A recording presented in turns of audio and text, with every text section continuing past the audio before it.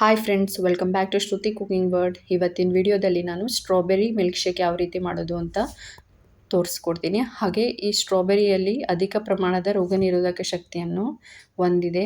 ಈ ಸ್ಟ್ರಾಬೆರಿನಲ್ಲಿ ಪ್ರೋಟೀನ್ ಮತ್ತು ವಿಟಮಿನ್ ಜಾಸ್ತಿ ಇರೋದ್ರಿಂದ ವೆಯ್ಟ್ ಲಾಸ್ ಮಾಡ್ಕೊಳ್ಳೋರಿಗೆ ತುಂಬಾ ಹೆಲ್ಪ್ಫುಲ್ ಆಗುತ್ತೆ. ಹಾಗಿದ್ರೆ ಬನ್ನಿ ಯಾವ ರೀತಿ ಮಾಡೋದು ನೋಡೋಣ. ಈಗ ನಾನು ಇಲ್ಲಿ 1 ಕಪ್ಪಷ್ಟು ಸ್ಟ್ರಾಬೆರೀಸ್ ತೊಗೊಂಡಿದ್ದೀನಿ. ಸ್ಟ್ರಾಬೆರೀಸ್ ತೊಗೊಂಡು ಈಗ ನಾನು ನೀಟಾಗಿ ತೊಳಿತಾ ಇದ್ದೀನಿ. ಈ ರೀತಿ ಚೆನ್ನಾಗಿ ತೊಳ್ಕೊಬೇಕು. ತುಂಬಾ ಗಲೀಜಿರುತ್ತೆ ಸ್ಟ್ರಾಬೆರೀಸಲ್ಲೂ ಕೂಡ. ನೀಟಾಗಿ ತೊಳೆದ ನಂತರ ನಾನು ಒಂದು ಬೌಲ್ಗೆ ಹಾಕಿ ಇದರ ಮೇಲಿರುವಂತಹ ಎಲೆಗಳನ್ನು ರೀತಿ ತೆಗಿತಾ ಇದ್ದೀನಿ.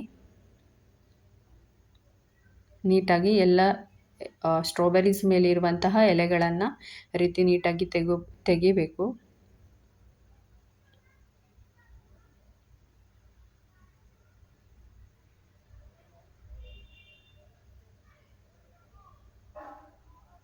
ಇವಾಗ ತೆಗೆದಾಗಿದೆ ನೋಡಿ. ಈ ರೀತಿ ಎಲ್ಲ ಹಣ್ಣುಗಳಲ್ಲಿರುವಂಥ ಎಲೆಗಳನ್ನು ನಾನು ತೆಗೆದಿದ್ದೀನಿ. ಹಾಗೆ ನಾನು ಇವಾಗ ಒಂದು ಜಾರ್ ತೊಗೊಂಡು ಜಾರಲ್ಲಿ ನಾನು ಈ ಸ್ಟ್ರಾಬೆರೀಸ್ನ ಹಾಕಿದ ನಂತರ ನಾನು ಇಲ್ಲಿ 1 ಚಮಚ ಸಕ್ಕರೆ ಹಾಕಿದ್ದೀನಿ. ಹಾಗೆ ಸಕ್ಕರೆ ನಿಮಗೆ ರುಚಿಗೆ ತಕ್ಕಷ್ಟು ಸಕ್ಕರೆನ ಹಾಕ್ಕೊಳ್ಳಿ. ಈಗ ನಾನು 1 ಗ್ಲಾಸ್ ಅಥವಾ ಅರ್ಧ ಗ್ಲಾಸು ಹಾಲನ್ನ ಹಾಕ್ತಾಯಿದ್ದೀನಿ. ಈಗ ನಾನು 2 ಟೇಬಲ್ ಸ್ಪೂನಷ್ಟು ವನಿಲಾ ಐಸ್ ಕ್ರೀಮ್ ಹಾಕ್ತಾಯಿದ್ದೀನಿ. ನೀವು ಸ್ಟ್ರಾಬೆರಿ ಫ್ಲೇವರ್ ಐಸ್ ಕ್ರೀಮ್ ಕೂಡ ಹಾಕ್ಕೋಬೋದು. ಇವಾಗ ನಾನು ಇದನ್ನ ಬ್ಲೆಂಡ್ ಮಾಡ್ತಾಯಿದ್ದೀನಿ. ನೀಟಾಗಿ ರುಬ್ಕೊಳ್ಳಿ ಮಿಕ್ಸರಲ್ಲಿ.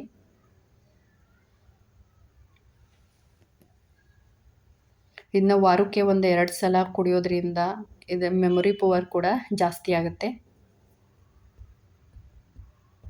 ಹಾಗೆ ಆ್ಯಪಲ್, ಆರೆಂಜ್, ಬನಾನಾ ಇತರೆ ಹಣ್ಣುಗಳಿಗಿಂತಲೂ ಇದರಲ್ಲಿ ಅಧಿಕ ಪ್ರಮಾಣದ ರೋಗನಿರೋಧಕ ಶಕ್ತಿಯನ್ನು ಹೊಂದಿದೆ. ಈಗ ನಾನು 1 ಗ್ಲಾಸಿಗೆ ಕಟ್ ಮಾಡಿ ಇಟ್ಕೊಂಡಿರುವಂಥ ಡೆಕೋರೇಷನ್ಗೆ ಅಂತ ಒಂದು ಸ್ಟ್ರಾಬೆರಿನ ಕಟ್ ಮಾಡಿ ಇಟ್ಕೊಂಡಿದ್ದೆ, ಅದನ್ನ ಹಾಕ್ಕೊಂಡೆ. ಹಾಗೆ ನಾನು ಈಗ ಗ್ಲಾಸ್ ಒಳಗಡೆ ಸ್ಟ್ರಾಬೆರಿ ಮಿಲ್ಕ್ ಶೇಕ್ನ ಹಾಕ್ತಾಯಿದ್ದೀನಿ.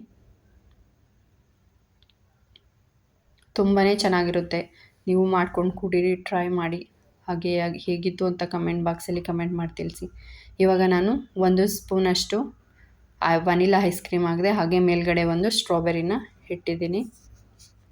ಈ ವಿಡಿಯೋ ಇಷ್ಟ ಆದರೆ ಲೈಕ್ ಮಾಡಿ, ಹಾಗೆ ಕಮೆಂಟ್ ಮಾಡಿ.